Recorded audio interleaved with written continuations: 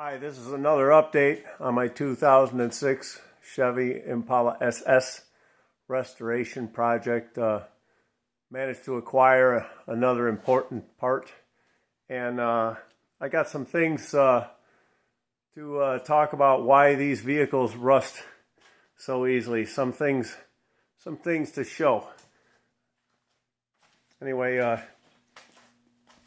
here's a piece I talked about before. This is a cross member stamping, and it's pretty much junk, and I'll show you where that goes. But this is a tie-in piece. There's one that goes on either end of this piece here, and this piece is heavier. This is heavier stock. Could be sandblasted and saved, but this piece is junk, and I needed to replace it. Well, I couldn't get one from GM. GM's not going to make it, but I managed to get one anyway.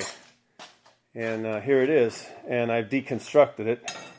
This is the tie-in plate on the end, and this is the piece here, and I'll show you where that goes. It goes crossways, right underneath here.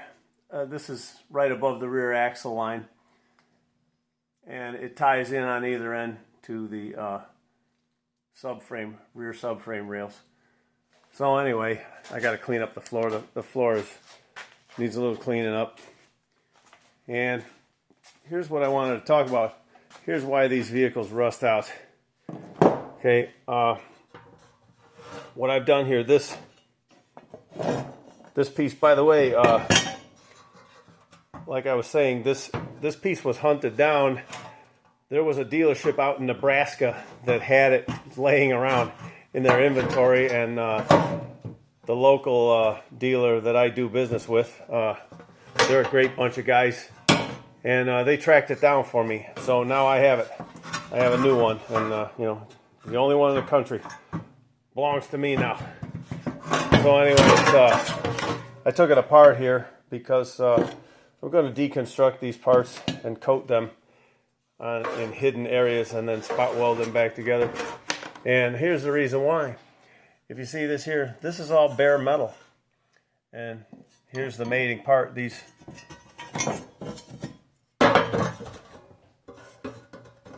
sit on there kind of like that. Spot welded on. So this is all bare metal in here, and this is why they rust away. These things are primed by dip. They just dip it in this watery thin primer. This end coverage wasn't too bad. That end, this is why the whole thing's going to get coated inside and out, and then I'll weld it back together, and there will be coating in this area. There may be a little bit of burn around the weld. Okay, I got a plan for that too. And these nuts on the inside here, that's a mounting point for. They ordinarily use a clip nut. I don't like clip nuts, so there's a piece that mounts to here. It's called the cradle, and it mounts on the inside there, and it also has mounting bolts that go to this tie-in piece. And what that does is that provides the anchor points for all of the control arms back there. There's 4 control arms. So, and I've got a new cradle, brand new, so no problems there. But I'm going to weld that nut in there. There's a couple of 10mm nuts. The bolt is just there to hold it in place. But you know, I just fitted that in there. But that's one of the things I like to do. I like to whenever there's a clip nut, and if I could just delete the clip nut and put in a welded nut. You know, I don't like clip nuts because they break paint. So anyways, now here's another thing. It's going to reveal some stuff here. This is a stamping I deconstructed here. There's 3 pieces that make reinforcement for your basically a shock tower where the McPherson strut. This is the left rear inner wheel tub, and you take this off right away. Look at all that bare metal in there that the dip missed. Okay, and then there's more bare metal there, more bare metal. Then you take this piece out, Okay, this is a triple sandwich in here. And look at all that bare metal in there. You know, there's just a very large area. There's more bare metal there, more bare metal there, some there, there. Great big area here. Well, this is why your cars rust out. Okay, and you know, this piece is dip primed, and when they build the car, they build the car with you know, with the same stampings, but the stampings this is a replacement part. Okay, when the original parts to build a car are welded together, they are all bare. Okay, and they probably have some oil on them, you know, that keeps them from flash rusting. And then they build the entire car. Okay, they build the entire body, and then they'll dip it in probably some acid or some detergents or something to clean all the oil off. And then from there, they're going to dip the whole darn thing in a great big tub of primer, and it's a different color. You can see here it's kind of like this greenish gray stuff, but it's the same thing. Instead of dipping individual parts, they dip the entire body assembled. But the thing is, it's the same problem. Okay, and I took apart the original parts, you know, like the original tubs, and I already made a video of that, and it's the same thing. There's rust inside of there. The dip just doesn't get everywhere. That's just how it is. Okay, so there's going to be all kinds of hidden places where the dip didn't get. And you know, unless you live in a desert climate, well, you know, definitely if you live in a rust belt, you know, it's going to rust out. It's guaranteed. And then there's the other problem is, all right, you look at an area like this, and this area, this is covered up, and by another stamping that forms a mounting platform over it. It goes from, you know, here to here, and it forms a mounting platform. And when they dip this, that dip got in there. There's no doubt about it. This area here, it wasn't like it was exposed bare.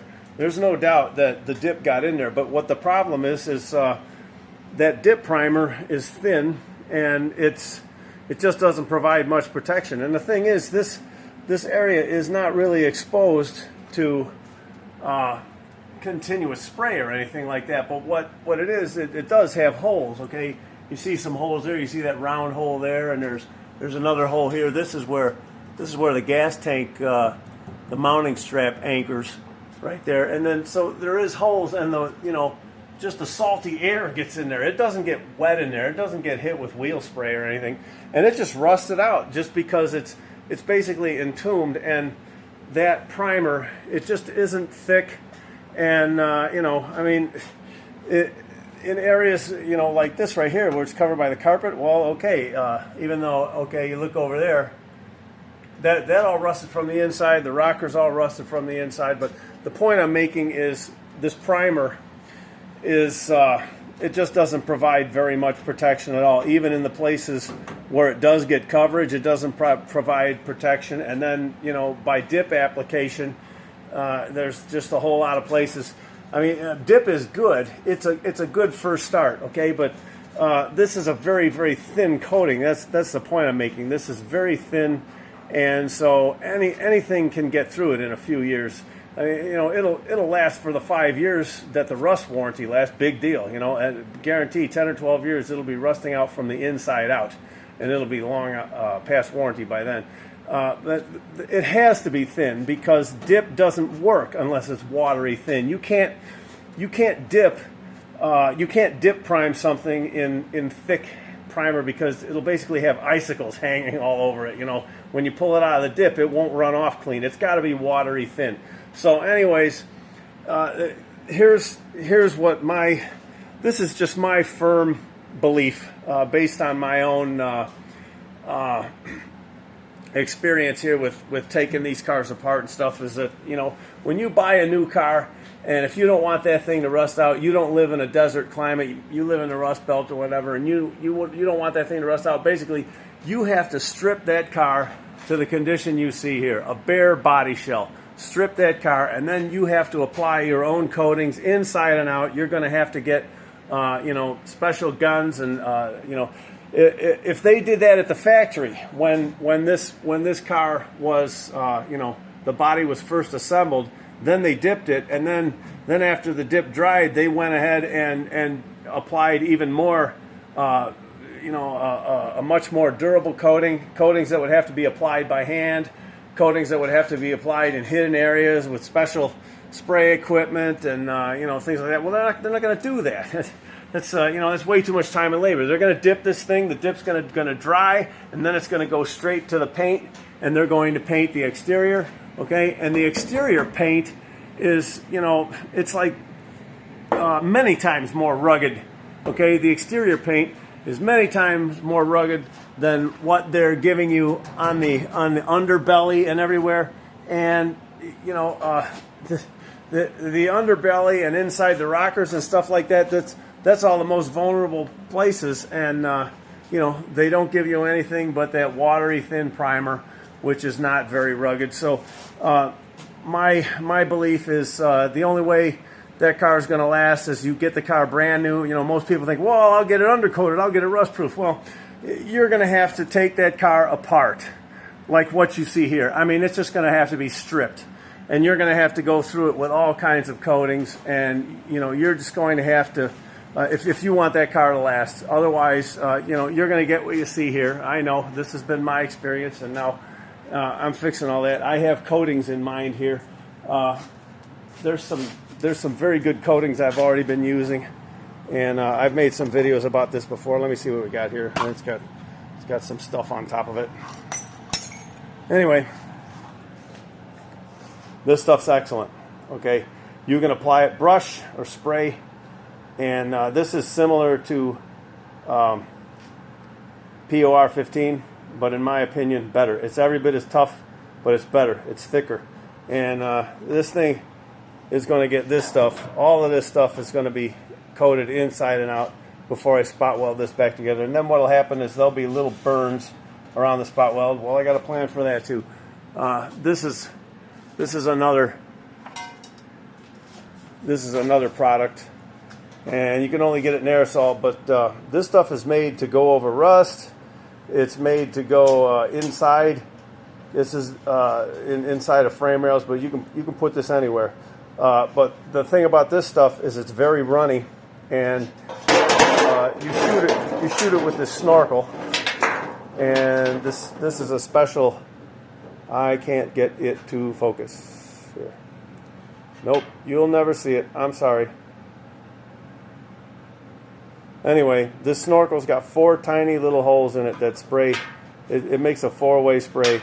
So you can take this snorkel and you can get it into areas that are hidden, and you can take an inspection camera after you're done and it's dried and go in there and look for places you missed, and I've done that. And the thing about this stuff is it's very runny, and the point I'm making is I can get this stuff into edges, and I can hold the part in certain ways where gravity will run it in there and whatever, and shoot it in there, and so that can address the burned areas. And I got this frame rail here. I may deconstruct this or may not. I don't know. I haven't made a call on that yet. It'll definitely be coated with the Eastwood. I call it slather coat. Okay, that platinum plus encapsulator. I call it slather coat, and this is going to get slather coat inside and out, backwards and forwards. I'm not quite sure yet if I'm going to deconstruct this and put it together or not. You got to make a call on each individual part. But anyways, whether I do or I don't, there's going to be, places like in here, I'm going to get that green stuff, that frame shot, I call it, in areas like this. And I'm just going to take all kinds of special attention that, it's not going to be like I just dunk it and it bubbles and I pull it in and out of the dunk and I say, there, it's good. Because, well, that's what this was. It was dunked. And yeah, the dunk's a good start, but it's going to get scuffed down and it's going to be coated. It may or may not get deconstructed. These tubs, both of them are getting deconstructed. I've already done this one, and it's going to be coated inside and out. So yeah, and basically, you pretty much got to do something like this. When you buy a new car and you want it to last, you pretty much got to strip it down to and nobody's going to do that. They're just not going to. They're not crazy like me. So, but that's what it is, folks, and that's So I'm telling you, that's the reason why your car rusts out, okay? Because it's full of stuff like this. And, you know, if you live in a rust belt, and this is not even exposed to spray either. This inner tub is all, there's a plastic piece, an inner piece that, you know, that mounts into here that protects all this.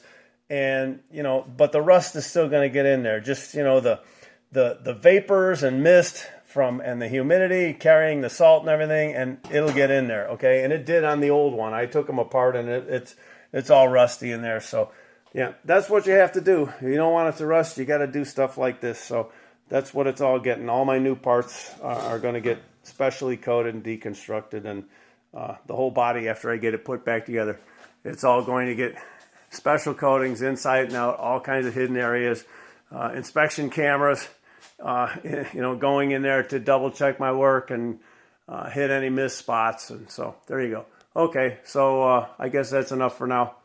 More later. Thanks for watching. So long.